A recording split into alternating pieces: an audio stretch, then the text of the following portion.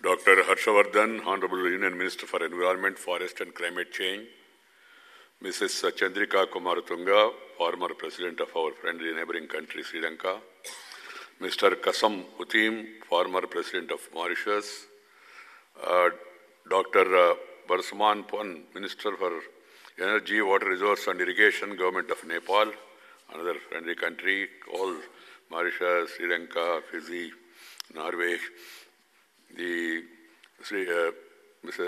Marine Hagen, Secretary, Deputy Minister of Foreign Affairs, Norway, Mr. Junaid Kamal Ahmad, India's Country Director, World Bank, Sri Nitin Desai, Chairman, TERI, Dr. Ajay Mathur, Director General, TERI, diplomats and other dignitaries who are representing different countries, and brothers and sisters. It's indeed a pleasure to be here at the inauguration of the World Sustainable Development Summit. I wish I could spend more time, but for the fact that the Parliament is on, the Vice President of India has a dual responsibility of presiding over the upper house, what we call as Rajya Sabha. It is in session, so I have to be there. I welcome all the delegates who have come to join us today from different parts of the globe. I'm happy to note that over the past 18 years, the World Sustainable Development Summit has emerged as a credible institution, a powerful meeting point of the world's leading experts on sustainable development.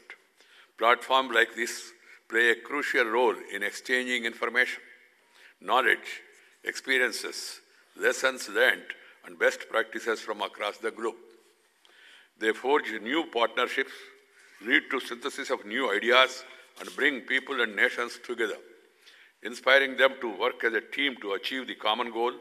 And let me emphasize that sustainable development is indeed a common goal for all the world nations. Given the unprecedented scale of environmental degradation and its drastic consequence that we have been witnessing over the last few decades, with the realization that impact of climate change are borderless and that our fates are deeply interlinked, we must explore an equally unprecedented degree of collaboration and cooperation.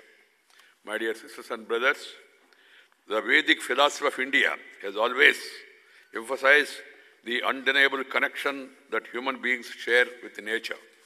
Our traditional practices reflect a sustainable lifestyle. Vedic philosophy considers the earth as the mother and all life forms as her children. The Mahabharata, the Ramayana, the Vedas, the Upanishads, Bhagavad Gita, and the Puranas contain some of the earliest messages on ecological balance. This deep respect and gratitude felt towards nature is reflected in India's relentless efforts to accelerate energy transitions, protect nature, and achieve sustainability. It is indeed worrying to see that studies speak of troubling changes in global climate and precipitation patterns. There has been an increase in the number of climate-related disasters such as droughts and floods in the recent years. In addition to a general rise in global temperature, climate change and global warming are real and imminent. They threaten our lives and livelihood of billions of people and upset the delicate balance of nature. It is a recognition of this fact that India is trying its best to include the paradigm of sustainability and environmental conservation in each and every one of its developmental endeavors. Our Prime Minister has given a three-line advice to all. He said, reform, perform, and transform. Transform the nation. This climate change is one of the challenges which is focusing the needed attention and giving special priority also. India, along with France, initiated the International Solar Alliance, which already has 121 members. The alliance is perhaps the most decisive step taken by any world nation towards developing clean energy. India is committed to reducing 30 to 35% of emissions intensity of its GDP during 2005 to 2030, in tune with its nationally determined contributions. India on the course to achieving 175 gigawatts renewable energy target, and 40% of the India's electricity generation is set to be from non-fossil fuels by 2022.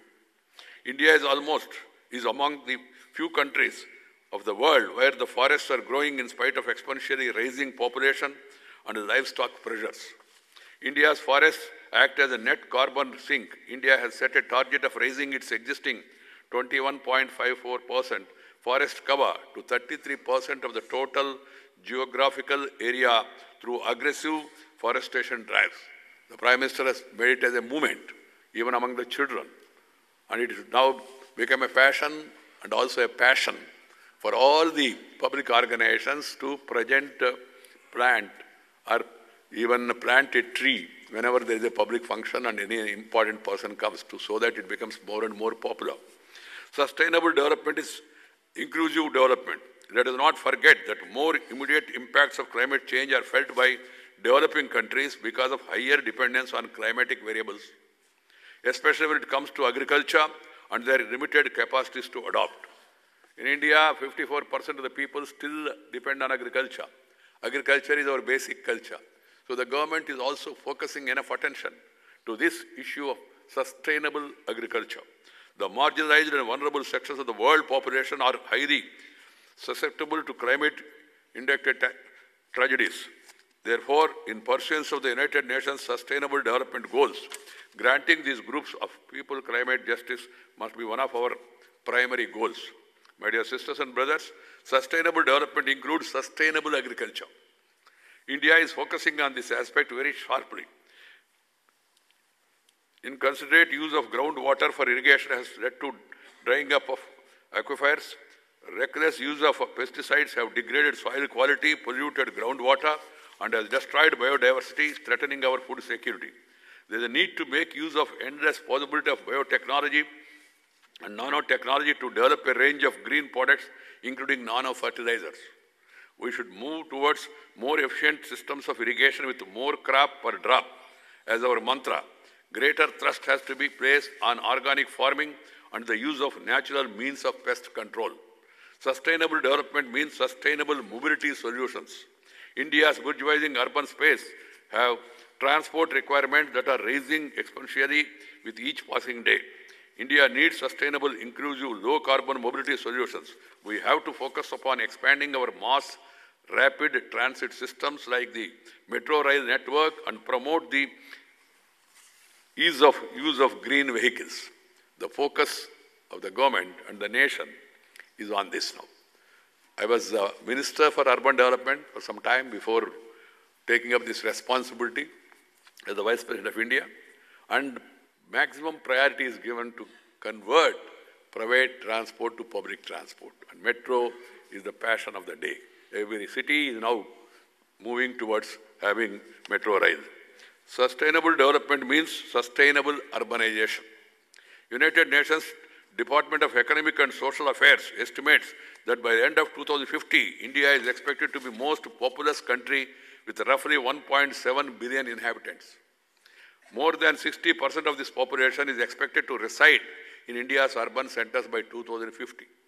Hence, there is a need to build efficient, productive, equitable, smarter, more responsive and resilient cities and green habitats in keeping with the Sustainable Development Goals 11, which calls upon the governments to make cities and settlements inclusive, safe, resilient and sustainable.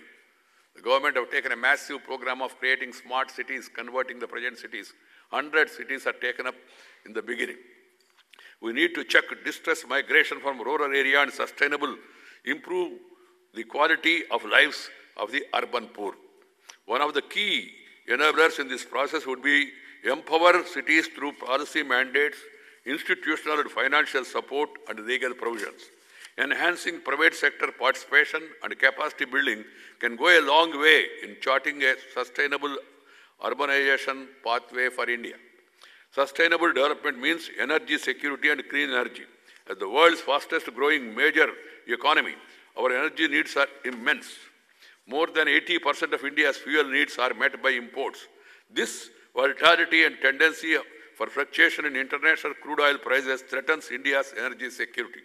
We are already the 5th largest producer of solar energy in the world. We have to continuously improve our homegrown renewable energy capacity through constant research, innovation, and technological upgradation. Sustainable development means sustainable waste management also. We must find out sustainable ways of disposing our waste, especially the growing pile of urban, non-biodegradable waste which pollute waterways and oceans also. We must fully explore our waste to wealth potential and emphasize upon the principles of reduce, reuse, and recycle. Sustainable development means determined efforts at wildlife conservation. India has gained global recognition for being home to 11 biosphere reserves under the UNESCO's Man and Biosphere Program. As habitat loss, the pollution effect may many specifies of around the globe, pushing them to extinction. We must renew our efforts to conserve our wildlife. Sustainable development means green innovations, from solar panels to LED bulbs, to windmills to sanitation that does not pollute our waterways. There is no dearth of opportunities to explore greener development. Prime Minister has taken keen interest, the entire country, all cities. Now you have LED lights, saving 40% of the energy. And then also solar. Even private institutions also are promoting solar. But any green innovation must enable stakeholders to quickly overcome the higher cost first. It is important to explore options to bring down this high initial cost in the short term. India has already achieved a number of milestones in sustainability. By October this year, Swachh Bharat mission of cleanliness and sanitation will have saved the lives of over 3 lakh children across the country. The Unnat Jyoti affordable LEDs for all Ujjwala, the world's largest domestic lighting scheme, has successfully mitigated over 16,000 crores in energy costs while avoiding emissions of 3.54 crore tons of CO2. Environmental conservation need not always happen through projects of large scale and scope. Every single one of us can contribute to sustainable development, whether it be by turning the ignition of long traffic stops, or by recycling and composting, or by cycling to work in congested cities. In fact, I have seen in some of the Western countries, I am very much impressed. And now we are also moving in this direction of having cycle tracks in every city. It will be useful both, one, in terms of energy, other in terms of your health also. Because as there is a popular adage in India, health is wealth. Arogyame mahabhagyam. So we have to take care of that. We have to encourage cycling in a big way everywhere, in all the countries. Let our Diwalis be free of smoke and our Holis of toxic polluting colors. It is the accumulation of such small actions of ours that will lend the much needed momentum to India's quest for sustainability. Dear sisters and brothers, to be truly sustainable, the investments we make in our infrastructure and resources must be designed to be durable and resilient. We want technologies, processes, and practices that once implemented continue to reap environmental dividends in the long run. For this, we need technology and financing. While India does intend to reach each of us the sustainable development objectives on our own, collaboration with the developed world can help us achieve them faster. The more judiciously we consume resources, the more we save for our future generations. We are not inheritors, but merely trustees of this earth and everything in it. It is our prime responsibility to pass it on to the posterity in its pristine glory.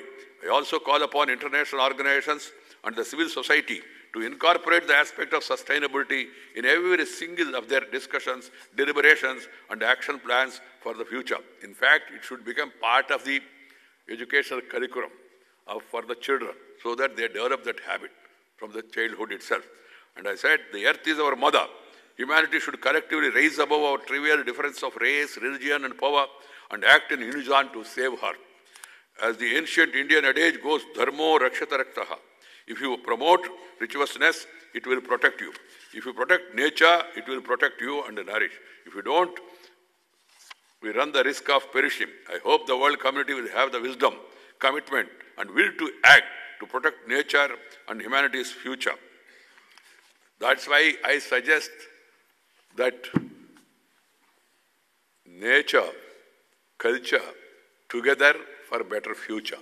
This should be our approach. And then also the ancient way, love and live with the nature. Love and live with the nature. It will give you a better future. I wish the World Sustainable Development Summit, all its participants, all the very best. I look forward to witnessing how your deliberations and strategies can contribute to enhance the world's agenda of sustainability, India's agenda of sustainability. I would like to compliment the Fiji Prime Minister for getting this award for his good work. And I would like, why these felicitations and awards? Felicitation is to give inspiration to others, so that others also get inspiration. And I also would like to compliment the TERI for holding this important conference. Conferences like this will provide an opportunity to exchange ideas, know the best practices around the globe, and then the challenges that are coming, and then the answers to these challenges. That is the best way of understanding, and I'm very happy that TERI has taken this initiative, and a large number of delegates from different countries are all participating in this conference. I wish you all the best. Thank you very much. Namaskar. Jai Hind.